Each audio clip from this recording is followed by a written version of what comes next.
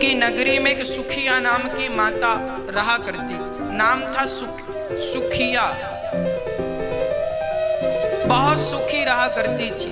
छोटे छोटे बच्चे थे सुखिया माँ के। गांव में फल बेचा करती थी। टोकनी में फल भर लेती और पूरे गांव में आवाज लगाती, फल ले लो, फल ले लो, फल ले लो। आज उसके फल कहीं बिके नहीं। सोचने लगी आज फल नहीं बिके, पैसा नहीं मिला, अब मैं अपने बच्चों को क्या खिलाऊंगी। तभी उदास चित्त से सुखिया माँ गुजर रही थी कि नंद महल में आंगन में श्याम सुंदर खेल रहे थे। तो सुखिया माँ श्याम सुंदर को देखने लगी। बहुत देर तक देखती रही। थोड़ी देर बाद हिम्मत करके बोली। उसने कहा, लाला कन्हैया, ओ कन्हैया। कन्हैया ने खेलते हुए पलट कर देखा। हाँ माँ, क्या हुआ? बेटा मैया यशोदा है। कन्हैया ने कहा, ना मैया तो गाय दोहने गई है गौशाला। अच्छा क्या काम है मैया? बेटा फल लाई हूं ताजे ताजे, तेरी मैया होती तो तेरे लिए फल खरीद लेती। कन्हैया दौड़े दौड़े गए, मैया तो तू ही दे दे मुझे। वो सुखिया माँ आज पहली बार श्याम सुंदर को इतने करीब से देख रही है। फल बेचने वाली थी, गरीब थी, जाति भी छोटी थी। वो डर रही थी कि पता नहीं मुझे श्याम सुंदर का दर्शन होगा कि नहीं। पर आज भगवान खड़े हैं। कहा, मां दो फल दो। तो कन्हैया गोद में बैठ गए सुखिया की। वो डर गई। लाला तू राजा को छोरा है, मेरी गोद में काहू ने देख लियो तो मोको दंड मिलेगो कि तैने छोरा को गोद में काई को बिठाया। कन्हैया बोले, मैया ये छोटा बड़ा क्या होता है? सुखिया ने कहा, बेटा हम छोटी जात के हैं, तुम बड़ी जात के हो। कन्हैया ने कहा, मैया कोई छोटा और कोई बड़ा नहीं है, सब बराबर है। किसी के लिए ईश्वर ने क्या ऐसा विधान बनाया है कि गंगा का पानी केवल ब्राह्मणों की प्यास बुझाएगा, क्षत्रियों की प्यास बुझाएगा, वैश्य और शूद्र की प्यास नहीं बुझाएगा? कैसा है? अरे गंगा का जल ब्राह्मण, क्षत्रिय, वैश्य, शूद्र सबकी प्यास बुझाता है। ऑक्सीजन ईश्वर की तरफ से सबको बराबर मिलती है। रक्त सबका लाल है। ईश्वर की तरफ से कोई भेदभाव नहीं है। कन्हैया ने कहा, मैया ये संसार के अज्ञानी लोग जो है ना, ये ऊंच नीच का भाव रखते हैं। कोई ऊंचा नहीं, कोई नीचा नहीं, सब बराबर है। हर वो व्यक्ति जो भगवान का चिंतन करता है, हर वो व्यक्ति जो भगवान का स्मरण करता है, वो व्यक्ति पवित्र है। कल हमने आपको रैदास जी की कथा सुनाई थी। जाति के मोची थे पर भगवान का नाम हृदय में रखते थे। कबीर दास जी जात के जुलाहे थे पर भगवान का नाम हृदय में रखते थे।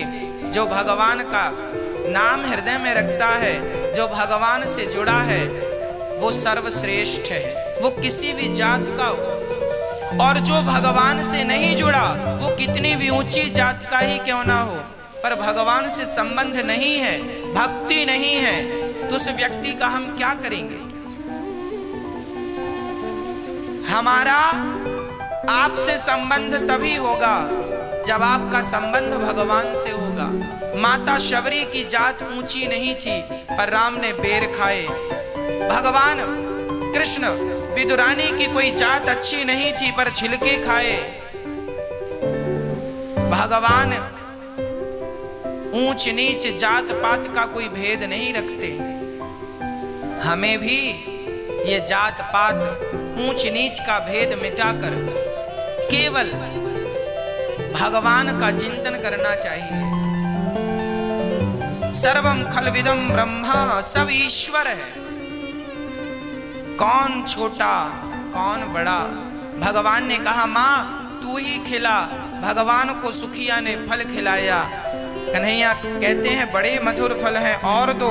ऐसे हाथ कर लिया, यहाँ वहाँ सारे फल रख दिए और कन्हैया से कहा जाओ फल लेकर जाना और मेरे लिए कुछ इसका मूल्य लेकर आना। कन्हैया बोले मैया मेरी माँ तो मुझे इतना खवाती है पर कभी मूल्य नहीं लेती, और आप खिला रही हो तो मूल्य ले रही हो।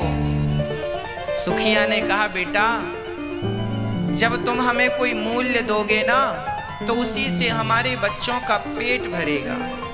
कुछ ले आओ ताकि बच्चे आज भूखे ना रहें। भगवान समझ गए, अच्छा ठीक है माँ अभी लाता हूँ। चावल के पात्र में हाथ डाला, अंजलि में भरा और लेकर आए तो भगवान के हाथ के बीच के यहाँ छेद से पूरा चावल गिर गया, कुछ दाने रह गए। टोकनी में ऐसे झड़ा दिया। मैया बोली बस इतना? हाँ बस इतना। जितने फल तूने दिए उतने दाने मैंने दिए। मैया बोली कोई बात नहीं। उनको ढक कर घर ले गई। बच्चों ने कहा, सुखिया के बच्चों ने कहा माँ क्या लाई हो? माँ ने कहा कुछ भी नहीं मिला। टोकनी बच्चों ने तो बच्चे तो जिद्दी होते हैं, क्या लाई हो? पूरा झोला देख लेते हैं। तो पूरी टोकनी का कपड़ा हटाकर देखा तो जैसे दाना, एक दाना किसान बोता है तो 1 से 50 दाना हो जाता है। भगवान ने जब माँ को दिया तो मैंने फल दिया, तो भगवान ने उसका फल दिया और वो फल जब मिला तो घर पहुंचते पहुंचते वो फल के कई गुना हो गए। पूरी टोकनी सोना चांदी हीरा मोती से परमात्मा ने भर दी। तुझे देते नहीं देखा पर झोलियां भरी देखी। ये भगवान की भगवत्ता है। जो भगवान में समर्पण करता है भगवान उनका सारा कष्ट हर लेते हैं। इसलिए कहता हूँ किसी पे विश्वास ना करके एक गिरधर गोपाल पर विश्वास, श्याम सुंदर पे बिल्कुल दृढ़ विश्वास कर लीजिए। मंत्र जाप मम दृढ़ विश्वास।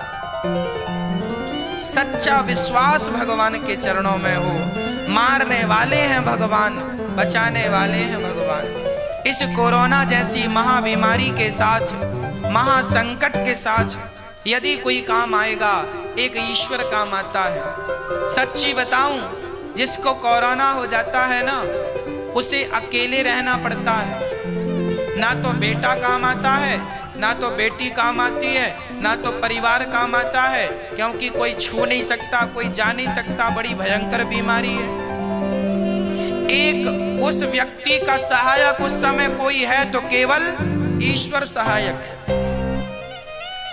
बताओ कोरोना का हाल ऐसे ही है ना तो बेटा छू सकता है, ना बेटी, ना पत्नी, ना परिवार, ना कोई। एक व्यक्ति अकेला, एक परमात्मा ही उसका इस समय रक्षक है। इसलिए कहता हूं किसी को ना पुकार के एक टेर रघुनाथ भगवान को पुकारिए। ईश्वर आपके रक्षक है, ईश्वर आपकी रक्षा करेंगे। मारने वाला है भगवान, बचाने वाला है भगवान। भगवान को ना बिसारिए, ईश्वर को ना बिसारिए, वही हम सब के रक्षक हैं।